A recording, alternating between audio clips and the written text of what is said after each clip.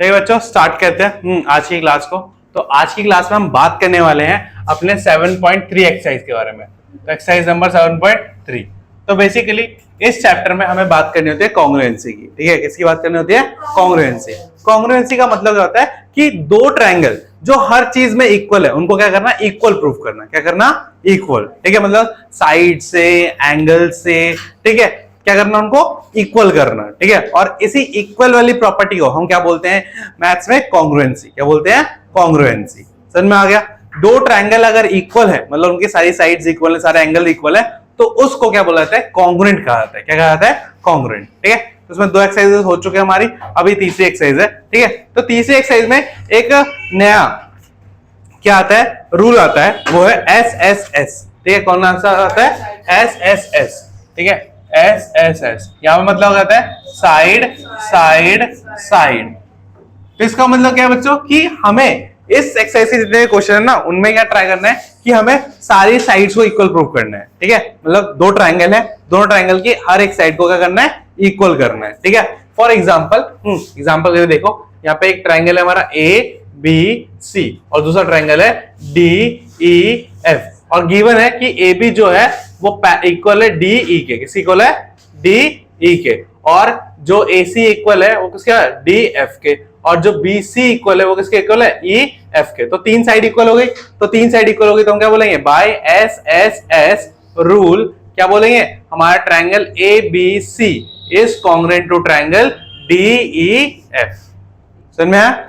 जब ऐसी टाइप की कंडीशन किसी भी दो ट्रायंगल, किसी भी और दो ट्रायंगल में प्रूव हो जाएगी, जहां पे उनकी तीनों साइड एक दूसरे के क्या आ जाए? बराबर आ जाए, या तो बराबर आ जाए या तो हमें बराबर करनी पड़े। ठीक है, करनी पड़े क्यों बोल रहा हूं? क्योंकि कुछ बार क्या होता है डायरेक्टली लिखा नहीं होता कि ये इसके इक्वल होता है। ठीक है, कई बार क्या लिखा जाता है कि ये जो है वो इस क्या परपेंडिकुलर है या वो है बाइसेक्ट हो रहा है, ऐसा कुछ लिखा होगा, तो हमें उसको पढ़ के समझना पड़ेगा कि क्या बोल रहा है और उसके हिसाब से करना पड़ेगा, उसको इंटरप्रेट करना पड़ेगा। ठीक है, तो इस वाले केस में हमें क्या करना है कि तीनों साइड को क्या करना है? इक्वल प्रूफ करना है। क्या करना है? तीनों साइड को। इससे पहले हमने क्या करा था? हमने करा था SAS और ASA।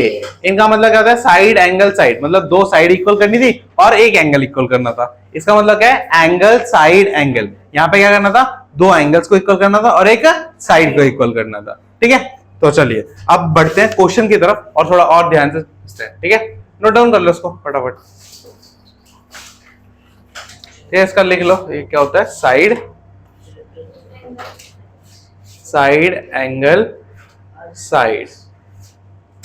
इसका होता है एंगल साइड एंगल। ठीक है, तो यहां पे जैसे तीन साइड इक्वल हुई, इस वाले केस में दो साइड इक्वल होगी और एक एंगल, कोई सा भी एक एंगल इक्वल हो सकता है। ठीक है, हाँ नोट डाउन करिए। है समझ में? करो करो नोट डाउन।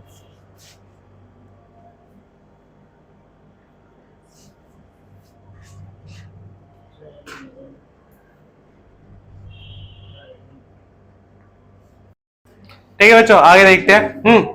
तो अब आते हैं क्वेश्चंस पे। ये तो मैं समझा दिया क्या होता है साइड साइड साइड। ठीक है, अब इसको एक्चुअल में किस तरीके से क्वेश्चन में हमें प्रूव करना है वो देखना है। ठीक है, तो बहुत इजी है, कुछ ज्यादा हार्ड नहीं है। अगर ध्यान समझोगे तो हो जाएगा। तो 7.3 का फर्स्ट क्वेश्चन ले लेते हैं। ठीक है, जिसमें कुछ इस तरीके का डायग्राम दे रखा है। ये हमारे पास एक ट्रायंगल है ABC और एक इस तरीके से एक लाइन दे रखी है, स्ट्रेट ही लाइन है। ठीक है, और ये इधर से एक दे रखी है और यहां से एक, इसको बोल रखा है D। तो ये हमारा फिगर है। नहीं, अब ध्यान से देखो क्या क्या बोला गया है और किस उन चीजों से हमें किस तरीके से मतलब निकालना है। ठीक है, सबसे पहले कहा गया है कि triangle ABC is a isosceles triangle. ठीक है, ABC क्या है? एक आइसोसेलेस ट्रायंगल है। आइसोसेलेस ट्रायंगल की क्या प्रॉपर्टी होती है कि उसके दो साइड इक्वल होते हैं और दो एंगल इक्वल होते हैं। तो अगर ABC, अगर हमारा एक आइसोसेलेस ट्रायंगल है, इसमें कोई भी दो साइड इक्वल हो सकती है, तो मैं क्या करता हूं? AB को किसी को ले लेता हूं? AC के।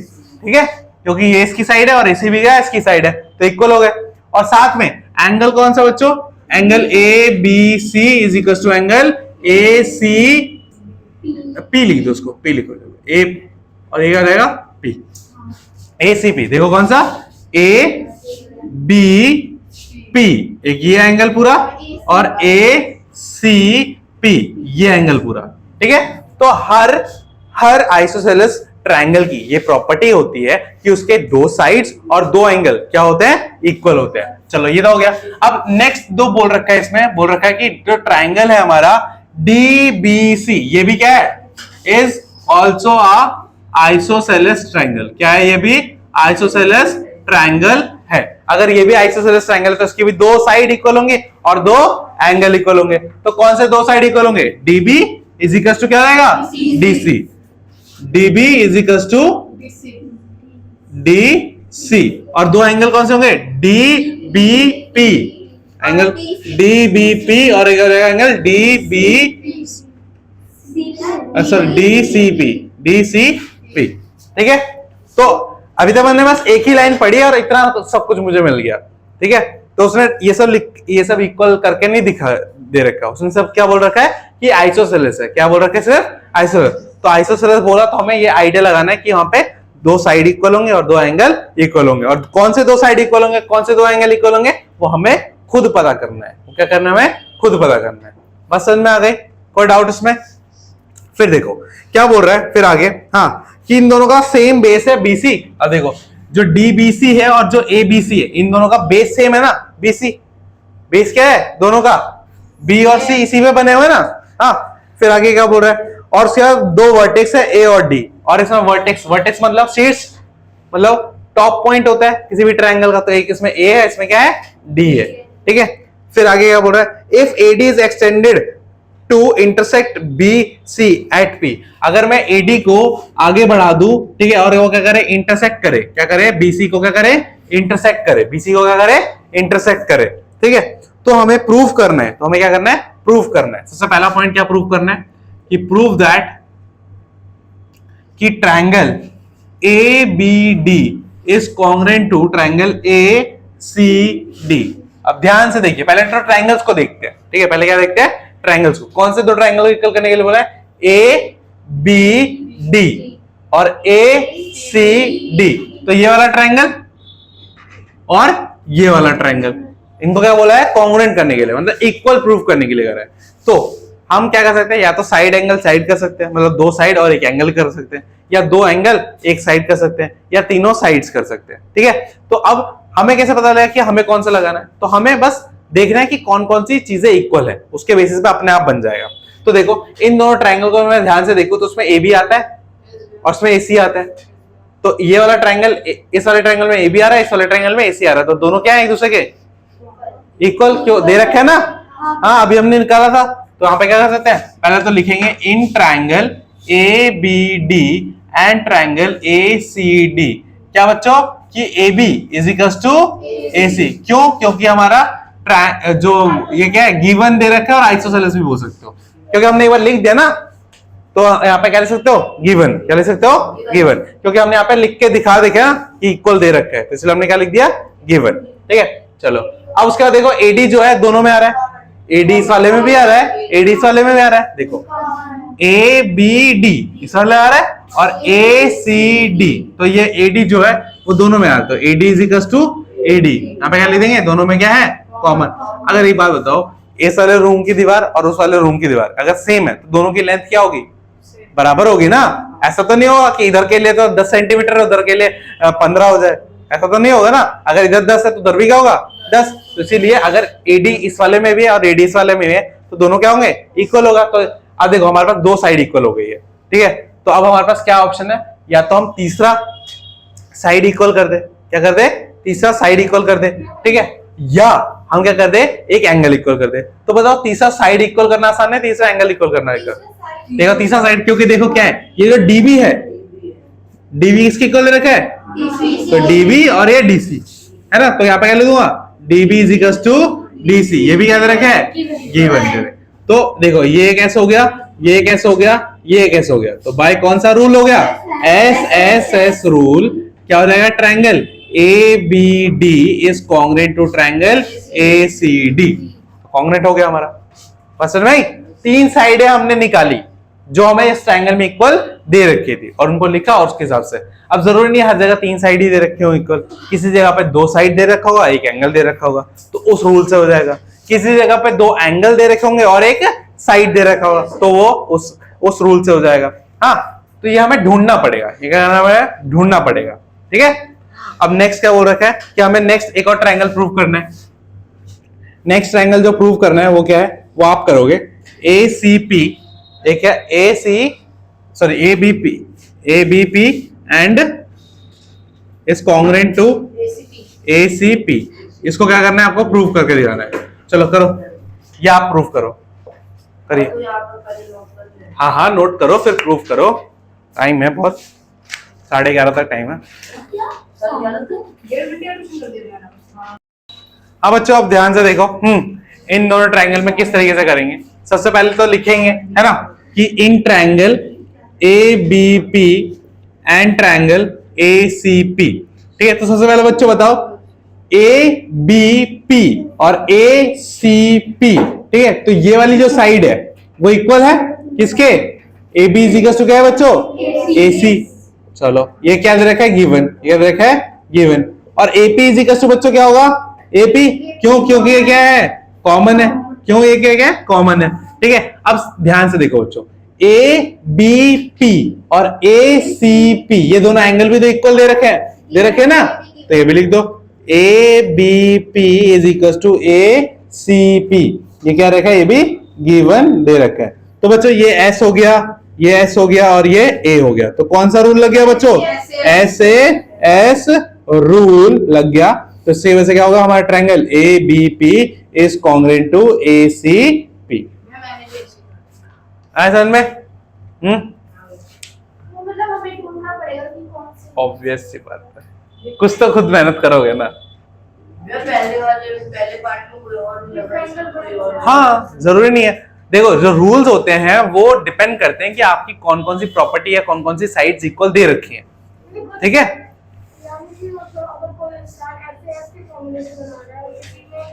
नहीं ऐसे S और AS से हम डिसाइड नहीं करते, वो क्वेश्चन डिसाइड करता है। अगर मान लो एक क्वेश्चन में 2 एंगल और 1 साइड इक्वल दे रखा है, तो तुम उसमें SAS लगा सकते हो क्या, उसमें तो ऑब्वियसली ASA ही लगेगा, है ना, एंगल साइड एंगल ही लगेगा ना, बस समझ में। हाँ, तो इस वाले इन दो ट्रायंगल में यही प्रॉपर्टी इक्वल दे रखी थी, तो उसकी वजह से क्या लगा, SAS लगेगा।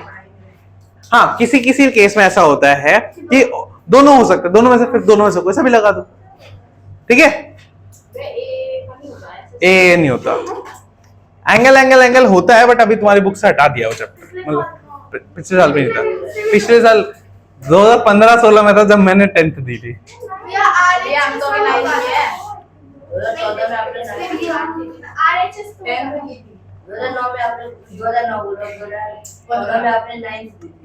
चौदह नहीं 15 में और 16 में 10th। फोटो भी लगाई थी व्हाट्सएप पे।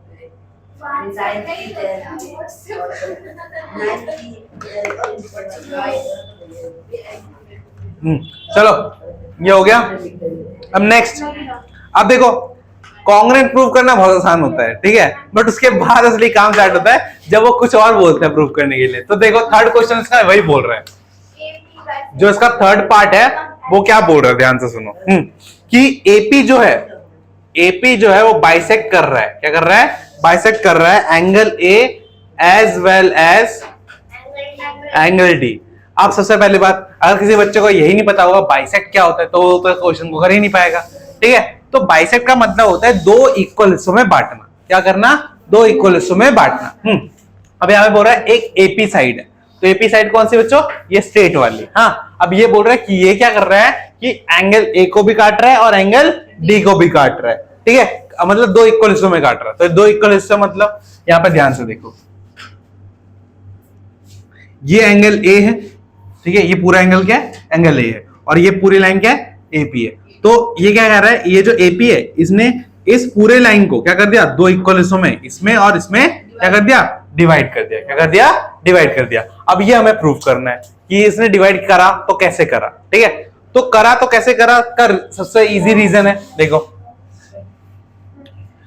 अब अब सुनो ध्यान से, अगर एपी एंगल ए को बाइसेक्ट कर रहा है तो इसका मतलब क्या है, मेरा जो ये A D B, sorry A D नहीं, ये डी ए बी, कौन सा, डी ए बी, कौन सा एंगल, डी ए बी, ये इक्वल होना चाहिए डी ए सी के। किसके इक्वल होना चाहिए, डी ए सी के।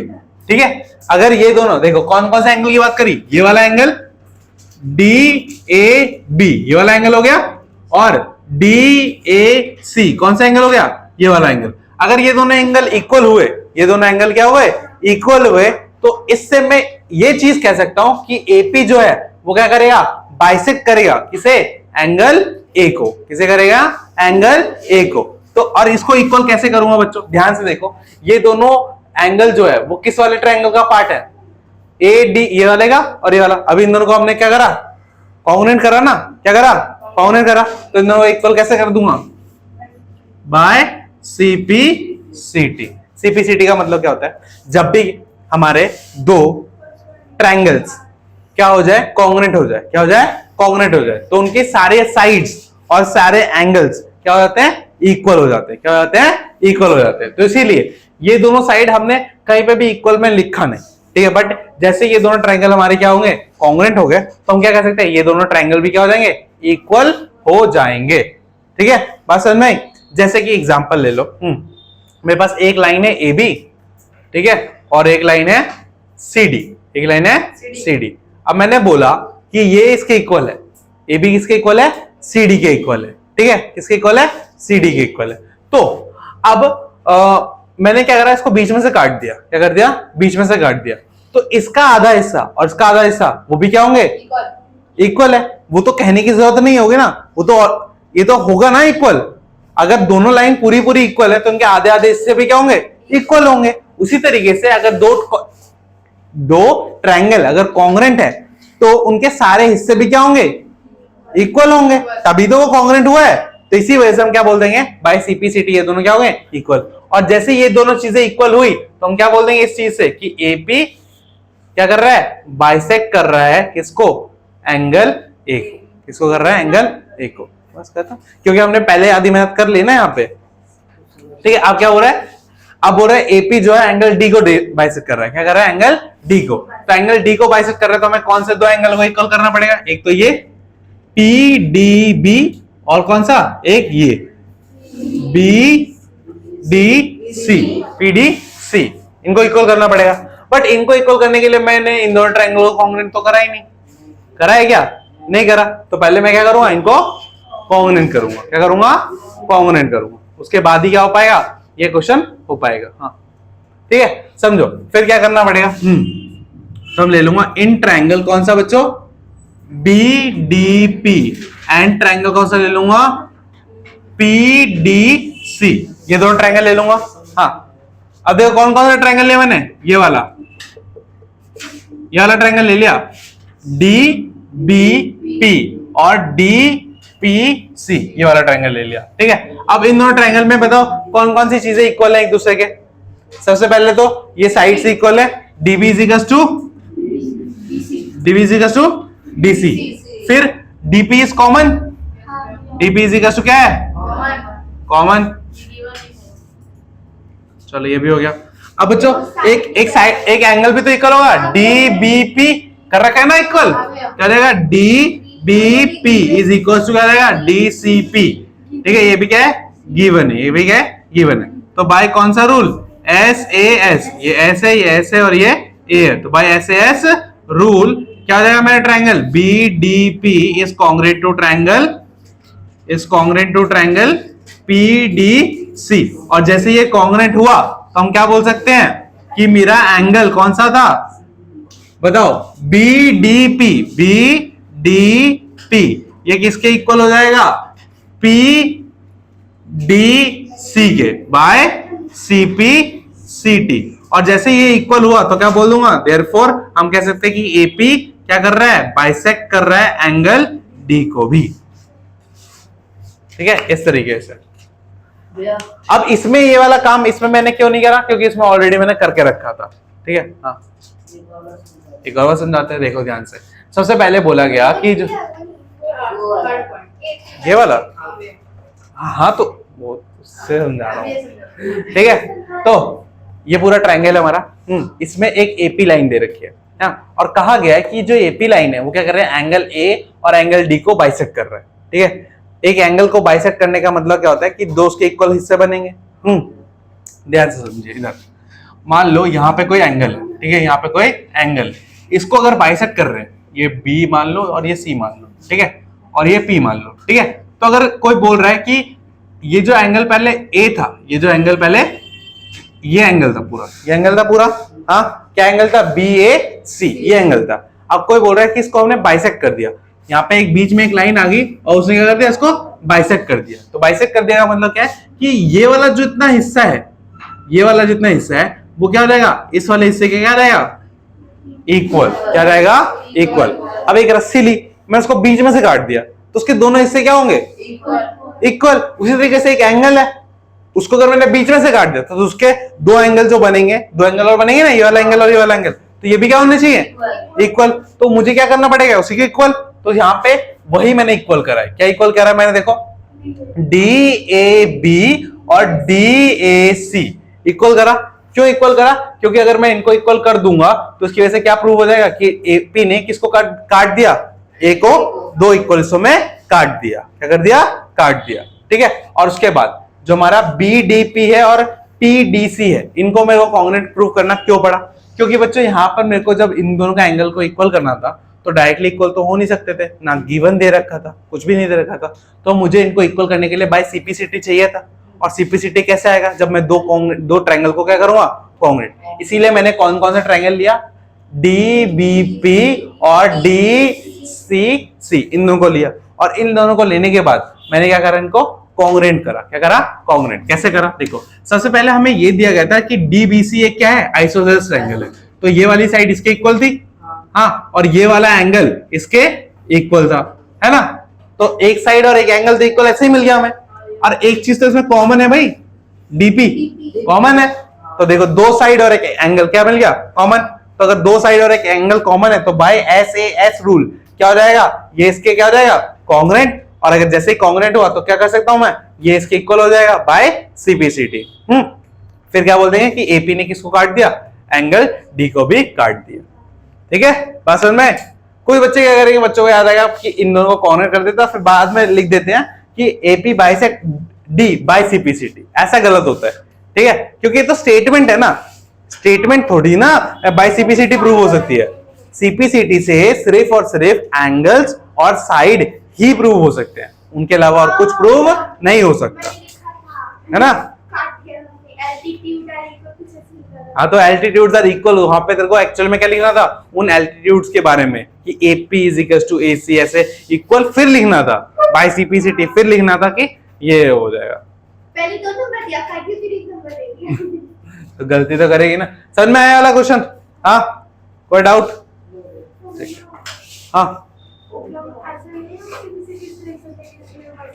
नहीं नहीं, मैंने बोला ना सीपीसीटी सिर्फ और सिर्फ एंगल्स को और साइड्स को प्रूव करने के लिए है, ठीक है, वो किसी स्टेटमेंट को प्रूव करने के लिए नहीं है। आई बात समझ में, ठीक है। और ये क्या है, ये एक तो स्टेटमेंट है ना।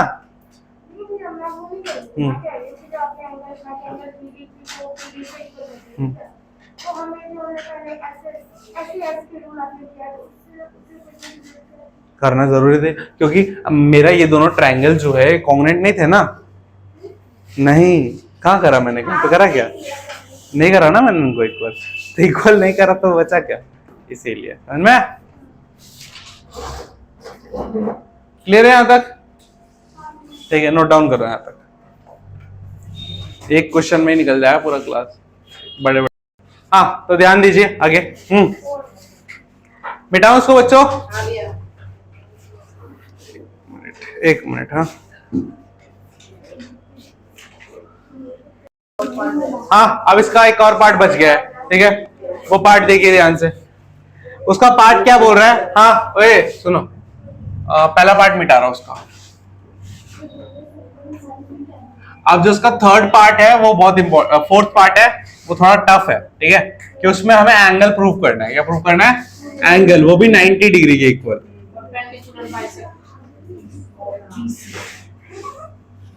अब ध्यान से सुनो, क्या बोल रहा है कि एपी हमारा जो है वो क्या है, परपेंडिकुलर बाइसेक्टर है किसका, बीसी का। किसका, बीसी का। तो अभी हमने थर्ड क्वेश्चन में हमने एक चीज प्रूव करी थी ना, थर्ड क्वेश्चन में हमने प्रूव किया था कि जो डी बी पी है वो क्या है, कॉन्ग्रुएंट है किसके, डी बी सी के। ये कॉन्ग्रुएंट करा था ना, ये वाला ट्रायंगल, ये वाला ट्रायंगल और ये वाला ट्रायंगल, अभी हमने क्या करा था, कॉन्ग्रुएंट करा था ना। तो कॉन्ग्रुएंट करा था तो मैं इसमें क्या बोल सकता हूं कि जो बीपी है वो इक्वल पीसी हो जाएगा बाय सीपी सीटी, बाय सीपी सीटी।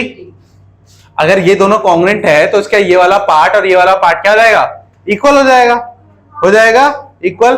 ठीक है, तो चलो अगर ये इक्वल हो गया, अब हमें नेक्स्ट पार्ट में ये प्रूव करना है कि ये परपेंडिकुलर बाइसेक्टर है। क्या है, जो एपी है हमारा वो क्या है, परपेंडिकुलर बाइसेक्टर। परपेंडिकुलर बाइसेक्टर का मतलब क्या है कि इधर भी 90 डिग्री बनेगा और इधर भी 90 डिग्री बनेगा। ठीक है, तो एक काम करते हैं, एक और चीज हम बाय सीपीसीटी इक्वल कर सकते हैं, कौन सा, DPB is equal to angle DPC. कर सकते हैं इनको इक्वल, हाँ आया ना, इस वाले एंगल और इस वाले एंगल को इक्वल कर सकता हूं क्योंकि दोनों ट्रायंगल में आ रहा है। मैंने बोला ना बाय सीपीसीटी, फिर तुम किसी भी एंगल को इक्वल कर सकते हो उस ट्रायंगल के अंदर। ठीक है, तो ये वाला ट्रायंगल है और ये वाला ट्रायंगल है। ठीक है, तो इसके अंदर ये वाला और ये वाला ट्रायंगल क्या करेंगे, इक्वल कर देंगे। क्या लिखूंगा, बाय सीपीसीटी। और जैसे ये इक्वल हुआ तो अगर मैं कहूं बीसी एक स्ट्रेट लाइन है, बीसी क्या है, एक स्ट्रेट लाइन है। ठीक है, और एक स्ट्रेट लाइन पे हमेशा कितना डिग्री का एंगल बनता है, 180। तो अगर मैं लिखूं DPB plus angle DPC is equal to 180, और यहां पे क्या लिख दूंगा, लीनियर। जो सिक्स चैप्टर में समझाया था कि एक स्ट्रेट लाइन पे कितना डिग्री एंगल बनता है, तो ये जो स्ट्रेट लाइन है उसमें कंप्लीट एंगल कितना बनेगा, 180। तो यहाँ पे दो एंगल ये है ना, ये वाले, ये और ये। हाँ, अब ये दोनों अगर इक्वल है, अगर ये दोनों इक्वल है तो इसकी जगह पे ये लिख सकता हूँ किसी की जगह। तो मैं यहाँ पे क्या लिख देता हूँ, DPB plus DPB is equal to 180। अब डीपीबी कितना रहेगा, 2 डीपीबी इज इक्वल टू, और डीपीबी कितना रहेगा, 180 डिवाइडेड बाय 2, तो डीपीबी इज इक्वल टू। और अगर डीपीबी 90 डिग्री है तो डीपीबी किसके इक्वल है, डीपीसी के। तो वो भी किसके इक्वल हो गया, तो देखो एंगल भी 90 डिग्री हो गया और साइड भी इक्वल हो गया। ठीक है, हाफ ऑफ साइड भी क्या होगी, इक्वल होगी। क्या कॉन्ग्रुएंट प्रूव करा, अरे नहीं कॉन्ग्रुएंट प्रूव नहीं करा है, मैं सीपीसीटी से बताता हूं। तो हमारी दो साइड भी इक्वल हो गई और दोनों एंगल भी इक्वल हो गए, और दोनों एंगल किस एंगल से इक्वल हुए, 90 डिग्री से। तो एक परपेंडिकुलर बाइसेक्टर की ये खासियत होती है कि वो जब किसी साइड को डिवाइड करता है तो इक्वल हिस्सों में तो करता ही करता है, साथ में वहां पर जो एंगल बनते हैं वो भी कितने डिग्री के बनते हैं, 90 डिग्री के बनते हैं। तो हमें ये दोनों कंडीशन क्या करनी पड़ेगी, प्रूफ, एक तो साइड वाला और एक तो एंगल वाला। किस केस में, परपेंडिकुलर बाइसेक्टर के केस में। किसके केस में, परपेंडिकुलर। देखो सिंपल सी बात है, बाइसेक्टर का मतलब वो जो दो हिस्सों में डिवाइड करता है, और परपेंडिकुलर का मतलब 90 डिग्री। परपेंडिकुलर का मतलब 90 डिग्री। तो हमें क्या प्रूव करना था कि जो हमारी एपी वाली लाइन है वो क्या बन रही है, यहाँ पे 90 डिग्री बन रही है। क्या बन रही है, 90 डिग्री बन रही है। ठीक है, तो 90 डिग्री इस तरीके से हमने इसको प्रूव किया स्ट्रेट लाइन लेके। ठीक है, तो उसके लिए हमें पहले इन दोनों एंगल को इक्वल करना पड़ा, फिर इन दोनों का सम 180 होता है। तो इसकी जगह पे मैं डीबीसी और डीपीबी इक्वल है ना, तो उसकी जगह पे इसको लिख सकता हूँ। दो चीजें इक्वल है तो उनको एक दूसरे से इंटरचेंज करके लिखा जा सकता है ना। हाँ, बस नहीं तो ये हो गया। तो इसकी जगह पर क्या लिख दिया, डीपीबी। तो डीपीबी प्लस डीपीबी क्या हो जाएगा, 2 डीपीबी, है ना। दो एंगल को प्लस करके क्या हो जाएगा, 2। ठीक है, तो 2। अब 2 इधर मल्टीप्लाई में, इधर आके क्या हो जाएगा, डिवाइड में। तो कटेगा तो कितना बचा, 90 डिग्री। कितना बचा, 90 डिग्री। तो DPB is equal to DPC कितना डिग्री हो गया, 90 डिग्री हो गया। कितना हो गया, 90 डिग्री। समझ में? तो ये हो गया हमारा फर्स्ट क्वेश्चन खत्म। ठीक है, अब जाके हो गया, 1 घंटे लग गया तो पहले क्वेश्चन मैं बोला ना इस चैप्टर के ये क्वेश्चन बहुत हार्ड है। अब बट ये है ना, देखो ये समझ में आ गया। अब जो सेकंड क्वेश्चन है उसमें भी तुम्हें बस ये बाइसेक्ट वाला लॉजिक ही लगाते जाना है। हाँ, एडी बाइसेक्ट बीसी और एडी बाइसेक्ट एंगल ए।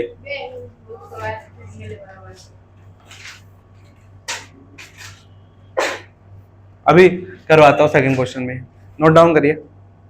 हो गया नहीं वो गया अभी क्या बोल रहे थे? कि छोटे बच्चे के हाथ धीरे धीरे चलते हैं। जब मैं समझता हूँ पहले उसके बाद करता हूँ। आपकी तरह ही। समझ में आता है। हाँ, तो छोटे बच्चे का दिमाग भी तो छोटा होता है, प्रोसेसिंग भी छोटी होती है। देख, तू बोल हूं मैं छोटा, देखो 9th क्लास में हूँ, बोल सकता है ना? कितनी छोटी उम्र है भाई तेरी? कितना है? 15 साल का होने वाला है। लगता नहीं है भाई। हाँ, चलो, हाँ मिटाओ मिटाओ बच्चों।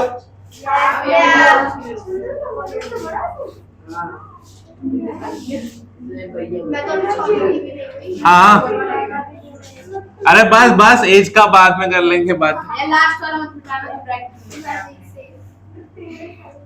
अब सेकंड क्वेश्चन देखो, सेकंड क्वेश्चन आप आराम से खुद कर दोगे अगर आपको फर्स्ट क्वेश्चन समझ में आ गया तो। ठीक है, चलो अब देखो सेकंड क्वेश्चन में सबसे पहली बात तो कोई डायग्राम नहीं दे रखा, तो डायग्राम नहीं दे रखा तो सबसे बड़ी प्रॉब्लम तो यही होती है कि डायग्राम कैसे बने। तो ध्यान से समझना, मैं क्वेश्चन पढ़ रहा हूं, बोल रहा है कि एडी एक ऑल्टीट्यूड है किसका? आइसोसेलेस ट्रायंगल एबीसी का। तो यहाँ पे एक ट्रायंगल दे रखा है एबीसी, क्या दे रखा है? तो एबीसी तो कैसे भी बना दो, ये बना दे मैंने एबीसी, ठीक है? ये ए है, ये बी है और एक है सी है, और उस पे क्या दे रखा है? एक ऑल्टीट्यूड दे रखा है, क्या दे रखा है? ऑल्टीट्यूड। और ऑल्टीट्यूड हमेशा क्या होता है? इस पे आता है, डी पे। हाँ, क्या आता है? डी पे। तो ये क्या हो गया हमारा? ऑल्टीट्यूड हो गया। क्या हो गया? ऑल्टीट्यूड। अब ये भी चीज दी गई है कि ए बी जो है वो किसके इक्वल है? ऑब्वियसली इक्वल होगी ना। क्यों इक्वल होगी बच्चों? क्योंकि हमें क्या दे रखा है? ट्रायंगल एबीसी क्या है? आइसोसेलेस। और अगर आइसोसेलेस ट्रायंगल है तो दो साइड इक्वल होगी, A B is equal to A C, और angle A B D is equal to angle A C D. ये तो हो गई, तब से यही बात कर रहे हैं आइसोसेलेस प्रॉपर्टी, है ना? तो ये ट्रायंगल है, ये आइसोसेलेस है, तो ये वाली साइड और ये वाली साइड क्या होगी? इक्वल, और ये वाला एंगल और ये वाला एंगल क्या हो जाएगा? इक्वल। समझ में आ गया? तो अब क्या बोल रखा है कि हमें सबसे पहली चीज प्रूव करनी है कि हमारा जो एडी है वो क्या कर रहा है? बाइसेक्ट कर रहा है किसको? बीसी को। क्या कर रहा है? बाइसेक्ट कर रहा है बीसी को। तो बाइसेक्ट बीसी को बाइसेक्ट करने का मतलब क्या है? कि इसको दो इक्वल हिस्सों में बांट रहा है। तो बीसी ये पूरा है, दो इक्वल हिस्सों में कैसे बटेगा? बीडी और डीसी, इनको इक्वल करना पड़ेगा ना, इनको क्या करना पड़ेगा? तो इस चीज से हमें एक्चुअल में इक्वल किसको करना है? BD is equal to DC, इसको इक्वल करना है। और इसको इक्वल करने के लिए इस वाले ट्रायंगल को इस वाले ट्रायंगल को क्या करूंगा बच्चों मैं? कॉन्ग्रुएंट। ठीक है, तो करते हैं। तो इन triangle A B D and triangle A C D, ये दोनों ट्रायंगल है। हाँ, तो इस ट्रायंगल में बच्चों ये वाला साइड तो इसके इक्वल दे रखा है हमें ऑलरेडी, तो लिख दूंगा A B is equal to A C, और ये वाला एंगल इसके इक्वल दे रखा है, तो क्या लिख दूंगा बच्चों? A B D is equal to A C D. और एडी तो क्या है बच्चों? कॉमन है। एडी क्या है? कॉमन दोनों में, तो AD is equal to AD. ठीक है, तो ये क्या हो गया बच्चों? ये गिवन है, ये भी गिवन है, और ये क्या है? कॉमन है। ठीक है, तो एस ए एस, तो कौन सा रूल लग गया भाई? एस ए एस रूल लग गया बच्चों। ठीक है, तो अगर ऐसे रूल लग गया तो ए बी डी इस क्या हो जाएगा? Congruent to A C D. और अगर ये इसके कॉन्ग्रुएंट हो गया तो हम क्या बोल देंगे कि हमारा जो बी डी है वो किसके इक्वल हो गया? डीसी के। कैसे? बाय सीपी सीटी, सीपी सीटी। समझ में आया? और जैसे ये इक्वल हुआ तो हम क्या बोलेंगे? देयरफॉर हम क्या बोल सकते हैं कि हमारा जो एडी है वो क्या करेगा? बाइसेक्ट करेगा किसको? एंगल, सॉरी एंगल नहीं, बीसी को। किसको करेगा? बीसी को। अब नेक्स्ट क्वेश्चन देखो, नेक्स्ट क्वेश्चन तो तुम ऐसे ही कर दोगे बिना कुछ करे। अब बोल रहा है कि जो एडी है वो क्या कर रहा है? बाइसेक्ट कर रहा है किसको? एंगल ए को। ठीक है, अब बताओ इसमें कुछ करने की जरूरत है? कुछ भी करने की जरूरत नहीं है। एंगल ए को बाइसेक्ट करना मतलब इस वाले एंगल को और इस वाले एंगल को क्या करना है? इक्वल। और अगर मैंने दोनों ट्रायंगल को कॉन्ग्रुएंट कर रखा है तो बाइसेक्टिविटी क्या कर दूंगा? इक्वल। तो क्या लिखूंगा? एंगल बी, देखो B A D bad is equal to D C A D by क्या? CP by CP CT. और जैसे ये इक्वल हुआ तो हम क्या बोल सकेंगे? Therefore AD bisect angle A. खत्म हो गया। जैसे मैंने इसको और इसको कॉन्ग्रुएंट करा तो उसके सारे एंगल, ये वाला एंगल इसके इक्वल हो गया, ठीक है, ये वाली साइड इसके इक्वल हो गई, ठीक है, और ये तो कॉमन था ही, बस समझ में आ गई। इस तरीके से हमने कर दिया इसको इक्वल। क्लियर है, नोट डाउन करो। आज के लिए इतना करते हैं, बाकी 3 क्वेश्चन बच गए, वो तीनों क्वेश्चन आप होमवर्क में करके लाइएगा, ठीक है, बस समझ में आ गई। हाँ हाँ, और नेक्स्ट क्लास में आप क्या लेके आओगे, साइंस लेके आओगे, क्या लेके आओगे, साइंस, ठीक है, बस समझ में आ गई। तो मिलते हैं नेक्स्ट क्लास में, तब तक के लिए बाय बाय।